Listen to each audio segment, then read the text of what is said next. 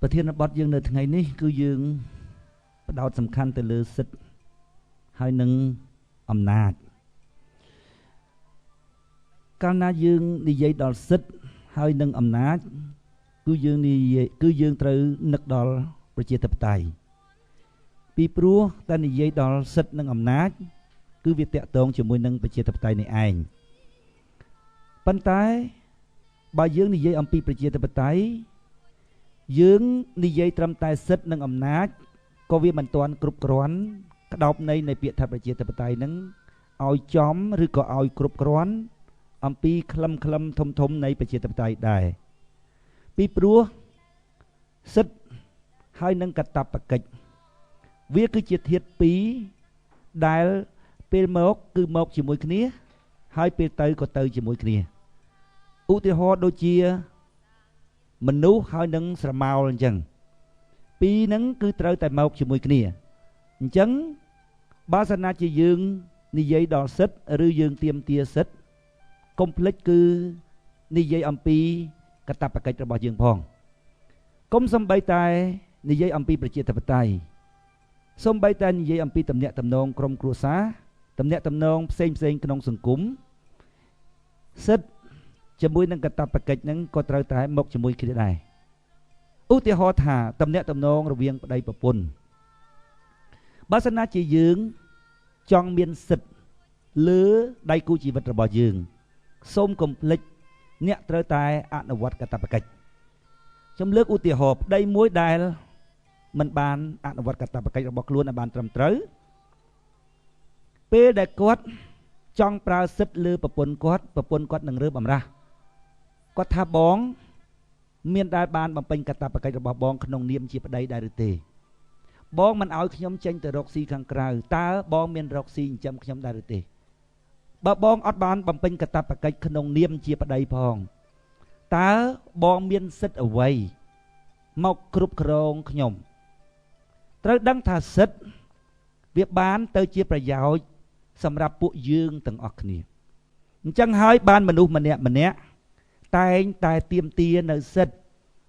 ปัญตายสมกลมเพลิดกระตับประกัดคือจีกาจำนายตัววิ่งจังหายบ้านมนุษย์เวียมันเสยจองตีเวียเตรียมเตียแต่เสร็จปัญตายเวียรุนเจงในกระตับประกัดปัญตายสมกลมเพลิดอปีนั้นเวียมอกสอบนี่การนานเนี่ยเมียนกระตับประกัดกันแต่ครั้งเนี่ยกระตับประกิจนู้เวียนนึงบังกอบังการเอาเนี่ยเนื้อสิทธิ์กันตายครั้งในยัยอัมพีประเจตปไตยคือเกณฑ์ในยัยอัมพีการกรุบกรองระบบประเจปรอดในเลือดตักใดระบบล้วนระเบียบในการจัดใจการระบบประเจปรอดในเลือดตักใดระบบล้วนเจียตูเตอเทียบใบได้มันอาจคว้าบ้านในขนมดำนาการในการดักนวมรอดดอยประเจปรอดที่มวยคือสิทธิ์ที่ปีคือกระตับประกิจนึ่งที่ใบคืออำนาจเทียบตั้งใบนั่งตรึมกจุ้มขณีดำใบเอาเยื้องอาจอนุวัต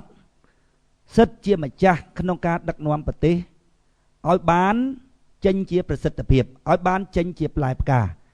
แต่เทียบตั้งใบนั่งเวียอดมกจุ้มขณีตีเยื้องอดอาจปราศิษขนมเนียมยืงเจียมจ่าในเลือดตักใดนั้นเอาบานเจียปลายกาเอาบานเจียประยอยระบายยืงตีเจียปีเสคือมนุษย์ต่างหลายน่ะได้จ้องเรียบจอมดำนาการสกมวยเอาบานสรวดบุลจำบัดนะพวกเกตเราแต่เมียนจำได้ดังอย่างเฉียดเจืออัมปีระเบียบในการดักเอาบานในตุ่มรงในการดักนวมรอดมวยได้เสร็จนึ่งอำนาจเชี่ยมาจากตรัสขนมกระดับได้บาปเจ็บรถยมส้มมันเจ้าพระบังปะโอนธาเวียมันเหม็นรัวการขัดคอมระบอบยืงเวียใจตาบานสำรัจตีบาสนาจิกรอนแต่ขัดคอมรู้ใช้บานสำรัจมันนึกขนมลูกนี่เวียขมิ้นปีนามวยกรอตีปันท้ายกาปรังไพรงดอยงงดงงลดอยมันยุลดอยขมิ้นตัวสนะวิสัยเจียพันตีนวมเพลสกรรมเพียบตีกาปรังปลายโนเวียอัดบานเจียบยาวตีเจียตู้เตยยำคืนในสกขมายเมียนมนุษย์จรานะได้เกปรังปลายเตรียมตีหลักที่ประเจตปไตยเตียงเกมันตั้งสกอลตาเกตระด่าไว้คลาดนำไปอัดบานเตยเจียประเจตปไตยนุพองเวียครอนตาเตรียมตีสิทธิ์ បាញ់ចេញមតិនេះនោះអីអញ្ចឹងទៅរួចហើយគេថាគេកំពុងតែទាមទារឲ្យមានប្រជាធិបតេយ្យនៅក្នុងស្រុកខ្មែរប៉ុន្តែដើម្បីឲ្យដាក់បានប្រជាធិបតេយ្យឬទម្រង់នៃការដឹកនាំរដ្ឋដែលសិទ្ធិនិងអំណាចជាម្ចាស់ត្រូវស្ថិតក្នុងកណ្ដាប់ដៃរបស់ប្រជាប្រដ្ឋជាអចិន្ត្រៃយ៍នោះតើគេមានទស្សនៈអ្វីខ្លះដើម្បីដាក់តើគេត្រូវដាក់ធាតុអ្វីខ្លះហើយតើគេត្រូវការពង្រៀនប្រជាប្រដ្ឋដែលជាម្ចាស់ប្រទេសនឹងឲ្យគាត់យល់យ៉ាងម៉េចខ្លះដើម្បីឲ្យគាត់ចូលរួមក្នុងការអនុវត្តដើម្បីចុងក្រោយបំផុតយើងទទួលបាននៅទម្រង់នៃការដឹកនាំរដ្ឋមួយដែលសិទ្ធិនិងអំណាចជាម្ចាស់ត្រូវស្ថិតក្នុងកណ្ដាប់ដៃរបស់ប្រជាប្រដ្ឋដែលយើងហៅថាសង្គមប្រជាធិបតេយ្យនោះឯងឥឡូវយើងចាប់ផ្ដើមពីការវែកញែកទៅលើធាតុមួយតាមពិតទៅថ្ងៃនេះប្រធានបទគាត់និយាយប្រធានបទដែលយើងបានសរសេរនៅលើក្តារខៀនគឺសង្កត់ទៅលើតែធាតុ2ទេទី1គឺសិទ្ធិទី2គឺអំណាចប៉ុន្តែអ្វីដែលខ្ញុំចង់បន្ថែមហើយខ្ញុំយល់ថាជាធាតុ3ដែលត្រូវមកជាមួយគ្នាមិនអាចខ្វះបានគឺកាតព្វកិច្ចឥឡូវយើងចាប់ផ្ដើមបកស្រាយអំពីសិទ្ធិសិនបងប្អូនត្រូវចងចាំថាឲ្យតែនិយាយពីសិទ្ធិគឺបានប្រយោជន៍មកយើងណាមនុស្សទាមទារសិទ្ធិហ្នឹងព្រោះអីព្រោះអាហ្នឹងវាជាប្រយោជន៍របស់យើងវាបានប្រយោជន៍មកយើងប៉ុន្តែកាលណាបងប្អូនទាមទារសិទ្ធិសូមកុំភ្លេចវាត្រូវអោបមកជាមួយនឹងកាតព្វកិច្ចជារឿងចាំបាច់ហើយយើងត្រូវកត់សម្គាល់ក្នុងខួរក្បាលរបស់យើងពិចារណារហូតដល់យើងមើលធ្លុះមើលឃើញថាតើអ្វីទៅដែលហៅថាសិទ្ធិជាទូទៅអ្វីដែលបងប្អូនអាចធ្វើបានទាំងអស់កុំសំបីតែបងប្អូនមានអារម្មណ៍មនសិការរបស់បងប្អូនប្រាប់ថាត្រឹមត្រូវសូម្បីតែអ្វីដែលបងប្អូនមិនយល់ថាវាមិនត្រឹមត្រូវរួចហើយបងប្អូនសម្រេចចិត្តធ្វើហ្នឹងក៏អាចធ្វើបានដែរពីព្រោះនេះគឺជាសេរីភាពឧទាហរណ៍ថាយើងទៅធ្វើចោលប្លន់គេថាអានឹងចោលប្លន់វាខុសច្បាប់ប៉ុន្តែវាគឺជាសេរីភាពរបស់យើងព្រោះយើងជ្រើសរើសផ្លូវហ្នឹងគេថាបើយើងធ្វើអញ្ចឹងវាជាប់គុកខ្ញុំអាចនិយាយបានថាចុះបើខ្ញុំជ្រើសរើសផ្លូវជាប់គុកនេះឯងធ្វើអីខ្ញុំវាអត់ត្រឹមប៉ុណ្ណឹងអាសេរីភាពដែលអត់មានព្រំដែននឹងហើយត្រូវបានគេចងក្រងកាត់កងឲ្យคล้ายទៅជាសិទ្ធិជាទូទៅតែនិយាយអំពីប្រជាធិបតេយ្យសិទ្ធិគឺអ្វីដែលជាសេរីភាពហើយត្រូវបានកំណត់ឡើងដោយច្បាប់ឲ្យបានទៅជាប្រយោជន៍របស់បុគ្គលម្នាក់អានឹងហៅថាសិទ្ធិបងប្អូនពេលដែលបងប្អូនលូកមាត់និយាយខ្ញុំឮអ្នកនិយាយច្រើនណាស់សិទ្ធិសេរីភាពសិទ្ធិសេរីភាពប៉ុន្តែគេមិនពាល់ត្រូវពាក្យមួយនឹងមានន័យថាម៉េចបើនិយាយពីសេរីភាពគឺចង់និយាយថាធ្វើអីក៏បានគេថាហេបើធ្វើអីក៏បានចឹងងាប់គេងាប់ឯងអញ្ចឹងឯងសេរីភាពព្រោះតែសេរីភាពវាគ្មានព្រំដែនអញ្ចឹងហើយបានគេយកសេរីភាពទាំងអស់ហ្នឹងមកកាត់កងឲ្យទៅជាសិទ្ធិសិទ្ធិគឺអ្វីទាំងអស់ដែលបានចែងក្នុងច្បាប់និងរដ្ឋធម្មនុញ្ញរួមទាំងសេចក្តីថ្លែងការណ៍ជាសកលអំពីសិទ្ធិមនុស្សដែលត្រូវបានទទួលស្គាល់ជាលក្ខណៈអន្តរជាតិដែលប្រទេសមួយបានចុះហត្ថលេខាយកមកធ្វើជាបាតគ្រឹះក្នុងការតែងច្បាប់សម្រាប់ប្រទេសនីមួយអញ្ចឹងបងប្អូនពេលដែលបងប្អូននិយាយបងប្អូនត្រូវគិតឲ្យដឹងច្បាស់ថាស្អីហៅថាសេរីភាពស្អីហៅថាសិទ្ធិបើយើងនិយាយពីកែវឲ្យដឹងថាកែវនោះវាមិនបើយើងនិយាយពីតុកឲ្យដឹងថាតុកវាមិនសេរីភាពគឺនិយាយថាវាអត់មានព្រំដែនទេសេរីភាពគឺអត់មានព្រំដែនទេហួសទាំងច្បាប់កំណត់យើងចង់ជាប់គុកយើងចង់ស្លាប់គេយើងចង់ស្អីវាជាសេរីភាពរបស់យើង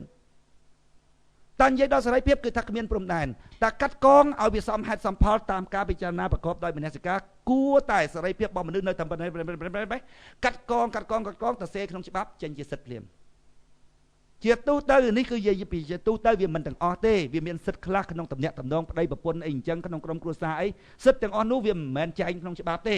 ប៉ុន្តែក៏វាត្រូវកំណត់ដោយមនសិការរបស់មនុស្សថាណែក្នុងតំណែងតំណងរបស់ប្តីប្រពន្ធប្តីគួរមានសិទ្ធិលើប្រពន្ធប៉ុណ្ណេះប្រពន្ធគួរមានសិទ្ធិលើប៉ុណ្ណេះមានន័យថាទោះបីជាយើងមិនបានយកសេរីភាពមកកាត់កងឲ្យចេញជាច្បាប់ទៅសេរវាងប្តីប្រពន្ធក៏ពិតមែនក៏ប៉ុន្តែយើងទាំងអស់គ្នាបានយល់ស្របថាវាគួរតែប៉ុណ្ណេះវាគួរតែប៉ុណ្ណេះនោះហើយគឺជាសិទ្ធិដល់ពេលសេរីភាពនិយាយពីបាចឡាចហ្មងយើងចង់ជាប់គុកយើងចង់ធ្វើចោលយើងចង់រត់ពន្ធគ្រឿងញៀនវាជាសេរីភាពរបស់យើងអ្នកឯងចង់ធ្វើអីទៅហេខ្ញុំចង់ធ្វើចោលបើធ្វើចោលគេចាប់ដាក់គុកបើចាប់ដាក់គុកស្រាប់តែខ្ញុំអានឹងជាសេរីភាពរបស់ខ្ញុំអញ្ចឹងពេលដែលបងប្អូនលូកមាត់និយាយសេរីភាពលូកមាត់និយាយថាសិទ្ធិក្នុងខួរក្បាលរបស់យើងពាល់ឲ្យត្រូវកុំឲ្យវាខ្មាស់គេអាខ្លួនឯងនិយាយអត់ទាំងច្បាស់ស្អីផងហើយយើងយកទៅបញ្យល់គេបញ្យល់ថាម៉េចប៉ុន្តែមិនមែនមានន័យថាខ្ញុំនិយាយនឹងវាត្រូវតែច្បាស់មិនឲ្យពួកក្មួយនឹងសួរដេញដោលទេ គ្រាន់តែខ្ញុំយល់ថាខ្ញុំវាច្បាស់ហើយប៉ុន្តែបើសិនជាក្មួយយល់ថាវាមិនត្រូវឬវាមិនច្បាស់ត្រង់ណាដែលខ្ញុំនិយាយហ្នឹងក្មួយអាចសួរដេញដោលខ្ញុំសរុបមកវិញសិទ្ធិគឺជាសេរីភាពដែលត្រូវគេយកមកកាត់កងរួចហើយបានចងក្រងជាច្បាប់ឲ្យទៅជាប្រយោជន៍សម្រាប់ពួកយើងទាំងអស់គ្នាអញ្ចឹងបានមនុស្សម្នាក់វាទៀមទានណាស់នៅសិទ្ធិពីព្រោះវាបានជាប្រយោជន៍របស់វាក្មួយទៅឆែកមើលតែសិទ្ធិមួយណាបានទៅជាប្រយោជន៍បុគ្គលបានទៅជាប្រយោជន៍គ្រប់គ្នាប៉ុន្តែបើក្មួយទៀមទាសិទ្ធិកុំភ្លេចណាក្នុងរដ្ឋធម្មនុញ្ញក៏ដោយក្នុងច្បាប់ផ្សេងក៏ដោយក្នុងទំនាក់ទំនងប្តីប្រពន្ធឬមិត្តភក្តិក៏ដោយវាត្រូវតែបង្កើតនៅកាតព្វកិច្ចហើយតែក្មួយអត់អនុវត្តកាតព្វកិច្ចហើយសិទ្ធិហ្នឹងក៏អត់បានដែរពីព្រោះអាពីរហ្នឹងវាត្រូវមកជុំគ្នាត្មងអញ្ចឹងបានជាទូទៅគេតែងតែនិយាយអំពីកាតព្វកិច្ចរបស់ប្រជាពលរដ្ឋក្នុងនាមជាម្ចាស់មិនត្រូវតែនិយាយអំពីតែសិទ្ធិរបស់ប្រជាពលរដ្ឋក្នុងនាមជាម្ចាស់ទេអ្នកឯងត្រូវមានកាតព្វកិច្ចក្នុងនាមជាម្ចាស់ប្រទេសផងចុះបើប្រជាពលរដ្ឋខ្មែរយើងខ្លះគាត់និយាយថារឿងនយោបាយទុកឲ្យគេទៅ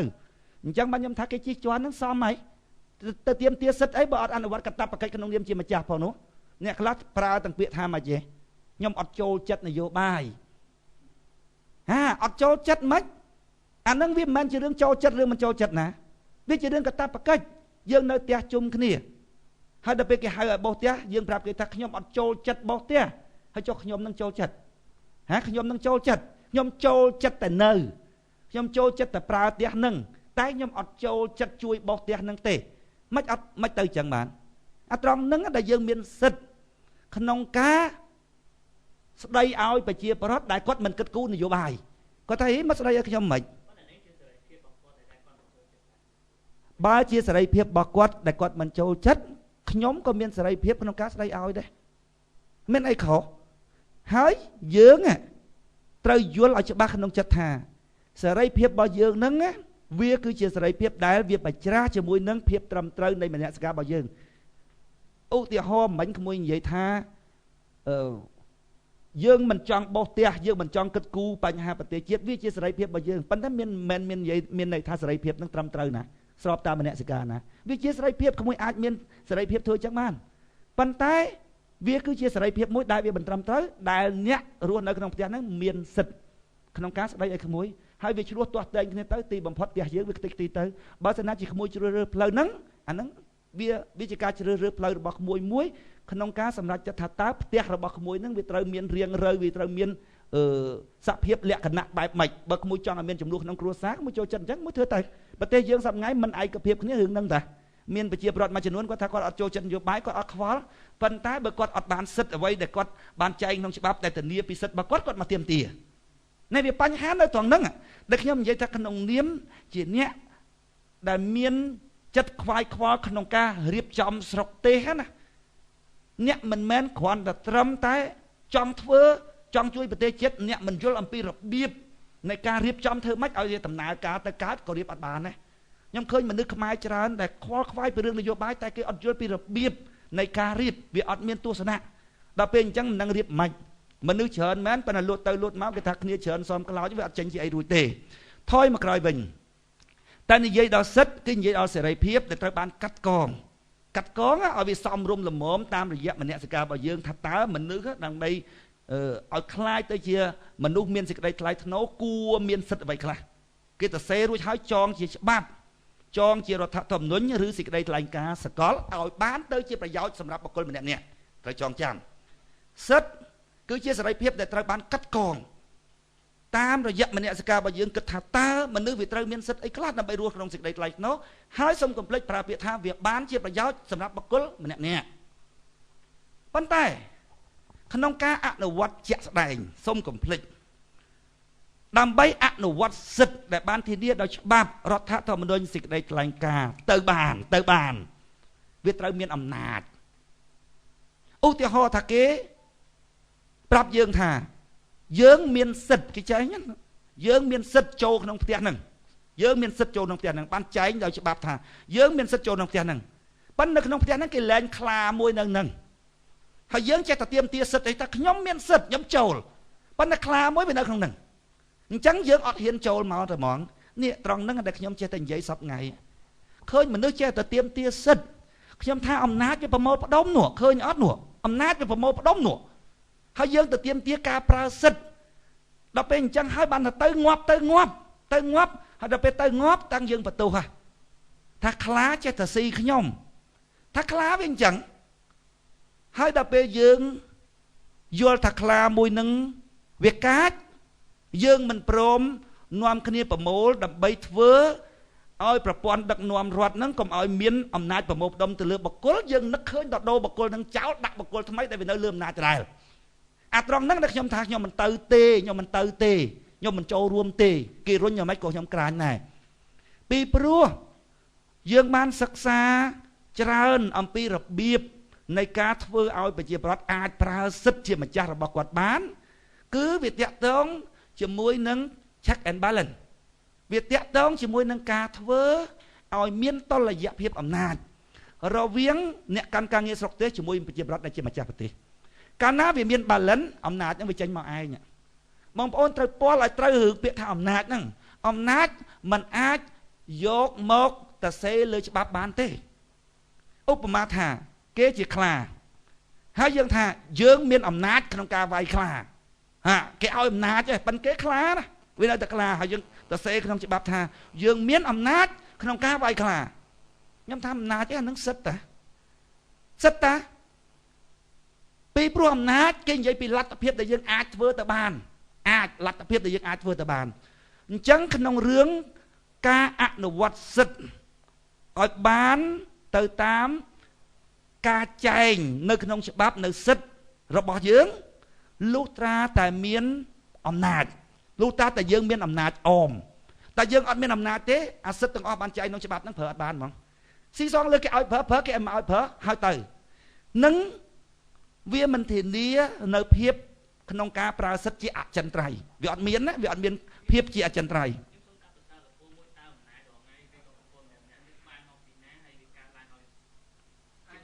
អាចលោកពូជិតចប់នៅអាចចាំដល់ពេលនេះចាំអាចលោកពូបញ្ចប់នៅបន្តិចហើយចាំយើងចាប់ដើម question ប្រហែលជាមកពីពូចង់បញ្យលក្មួយឲ្យដូចអ្វីដែលពូយល់ហើយសមត្ថភាពរបស់ពូនឹងវាមិនដល់ក៏មិនដឹងពីព្រោះពូយល់ថាអ្វីដែលពូនិយាយខាងដើមហ្នឹងវាគឺជាចម្លើយសម្រាប់ក្មួយទៅហើយស្រាប់តែដល់ពេលក្មួយងើបសួរដដែលពូមានអារម្មណ៍ថាមកពីពូវាអត់សមត្ថភាពបញ្យល់ទេមិនដឹងពូមិញហ្នឹងពូចង់និយាយថាបើសិនណាជាយើងគេចែងសិទ្ធថាយើងមានសិទ្ធចូលផ្ទះប៉ុន្តែក្នុងផ្ទះរបស់យើងមានខ្លាមួយដើម្បីឲ្យយើងមានសិទ្ធរបស់យើងមិញហ្នឹងតែសិទ្ធរបស់យើងថាចូលផ្ទះហ្នឹងប្រើទៅកើតលុះត្រាតែយើងធ្វើម៉េចឲ្យខ្លាហ្នឹងคล้ายទៅជាកូនឆ្លុះឲ្យមានតុល្យភាពអំណាចកម្លាំងវាស្មើនឹងយើងពេលនោះគឺយើងអាចចូលផ្ទះរបស់យើងបានហើយជៀសវាងដែលយើងយល់ថាខ្លាមួយនេះកាចរួចហើយយើងលើកខ្លានឹងចេញយើងដាក់ខ្លាមួយមកទៀតហើយយើងចេះតែប្រើពាក្យថាសូមអ្នកទាំងអស់គ្នាប្រើសិទ្ធទៅសប្ងៃហ្នឹងគេថាសូមអ្នកទាំងអស់គ្នាប្រើសិទ្ធកុំខ្លាចខ្ញុំថាប្រើសិទ្ធកុំខ្លាចមិនឧបមានៅទីលានប្រជាធិបតេយ្យខ្ញុំនិយាយរួចខ្ញុំទៅដល់ផ្ទះគេទៅតាមខ្ញុំដល់ផ្ទះគិតមិនវាជាក់ស្ដែងអញ្ចឹងណាបើមិនជឿយើងកាត់បន្ថយអំណាចនាយករដ្ឋមន្ត្រីនឹងអស់យកដូចជាអង្គរៈអង្គអីគាត់ចេញណាយើងមានអារម្មណ៍ថាពេលណាយើងនិយាយទៅវាអត់មានបញ្ហាអីដល់ខ្លួនយើងគឺថាដណ្ដើមក្បាលមេក្រូគ្នានិយាយហ្មងវាចេញឯងហ្មងណាវាមានន័យថាយើងឥតមានអារម្មណ៍ភ័យខ្លាចអញ្ចឹងខ្ញុំចង់ប្រាប់ថាអំណាចក្មួយត្រូវពាល់ឲ្យត្រូវដោយខ្លួនឯងគេមិនបានយកមកចែងក្នុងច្បាប់ថាក្មួយត្រូវមានអំណាចចេញចុះទេអំណាចហ្នឹងវាកើតមកពី check and balance វាមានតុល្យភាពអំណាចគ្នាវាធ្វើឲ្យមនុស្សហ្នឹងអាចប្រើសិទ្ធិបានហ្មងអញ្ចឹងបានយើងសង្កត់ធ្ងន់ណាស់ទៅលើការកាត់បន្ថយអំណាចរបស់នាយករដ្ឋមន្ត្រីដែលតាំងពីដើមរៀងរៀបមកពីយើងកុំថាពីដើមរៀងរៀបពេកយើងថាពី79មកចោះវាអត់មានអ្នកណាមួយមានការចាប់អារម្មណ៍ទៅលើការទៅសេប្រព័ន្ធដឹកនាំរដ្ឋវាមានទៅសេច្បាប់គ្រប់គ្រងប្រជាពលរដ្ឋវាអត់មានទៅសេច្បាប់រដ្ឋបាលដើម្បីកំណត់អំណាចរបស់អ្នកដឹកនាំរដ្ឋវាអត់ក្មួយមើលតាំងពី79អត់មានសោះគេទៅសេតែច្បាប់ដែលតាក់ទងជាមួយនឹងការគ្រប់គ្រងប្រជាពលរដ្ឋវាអត់មានទៅសេច្បាប់រដ្ឋបាលដើម្បីកាត់បន្ថយអំណាចកុំឲ្យអ្នកកាន់ការងារស្រុកទេសហ្នឹងគាត់មានអំណាចហួសហេតុរហូតដល់ពេលណាយើងប្រើសិទ្ធិស្របច្បាប់របស់យើងចេះតែមានអារម្មណ៍ភ័យខ្លាចអញ្ចឹងក្មួយកត់សម្គាល់បាននៅពាក្យថាអំណាច វាអត់បានចែងក្នុងច្បាប់ថាក្មួយត្រូវមានអំណាចទេទោះបីគេចែងថាក្មួយត្រូវមានអំណាចក៏ដោយតែវាអត់មាន balance នឹងគ្នាអត់មាន check and balance នឹងគ្នាគឺថាវាប្រើសិទ្ធិនឹងអត់បានហ្មងវាចេញចឹងហ្មងហើយអញ្ចឹងសួរតែអំណាចមាននៅពេលណាថាអំណាចមាននៅពេលដែលយើងធ្វើប្រព័ន្ធឲ្យមាន check and balance ដូចជាកាត់បន្ថយអង្គរៈអីចឹងធ្វើច្បាប់ចឹងទៅបោះឆ្នោតរើសតំណាងរាស្ត្រដូរចេញហ្នឹងពីព្រោះសប្តាហ៍ថ្ងៃយើងបោះឆ្នោតឲ្យប៉ះដល់ពេលអញ្ចឹងយើងចេះតែមានអារម្មណ៍ថាមកពីតំណាងរាស្ត្រហ្នឹងអត់មានឆន្ទៈគោរពរាស្ត្រការពិតគឺយើងបានផ្ដល់សេចក្តីទុកចិត្តទៅប៉រួចឲ្យប៉រើសតំណាងរបស់គេអញ្ចឹងវាអត់មានភាពឯករាជ្យដាច់រវាងស្ថាប័នសភាជាមួយនឹងស្ថាប័នរដ្ឋាភិបាលសួរថាឲ្យសភាដែលមានមតិភាគច្រើនស្ថិតនៅក្រោមឥទ្ធិពលរបស់មេបកហើយឲ្យគាត់ហ៊ានធ្វើញ៉ាត់ដើម្បីទម្លាក់នាយករដ្ឋមន្ត្រីមិនបានបើមេបកគាត់ជាប់ឆ្នោតជានាយករដ្ឋមន្ត្រីដោយសម្លេងភាគច្រើនក្នុងរដ្ឋសភាដែលការពីជាប់ឆ្នោតមកគេបោះឆ្នោតតែឲ្យបកហើយបករើសហ្នឹងយើងអង្គុយគិតថាយើងអ្នករៀបចំស្រុកទេហើយដល់ពេលយើងអត់ទាន់បានធ្វើឲ្យប្រព័ន្ធហ្នឹង check and balance ផងហើយយើងចេះតែទៅចង្អុលមុខរដ្ឋសភារបស់យើងតំណាងរាស្ត្ររបស់យើងហើយយើងចេះនិយាយថាតំណាងរាស្ត្រឯងមិនកុំធ្វើតាមខ្ញុំបើខ្ញុំធ្វើតំណាងរាស្ត្រខ្ញុំថាខ្ញុំមានតំណាងរាស្ត្ររបស់ឯងពីថ្ងៃណាហាថ្ងៃឯងបោះឆ្នោតឲ្យបកខ្ញុំតា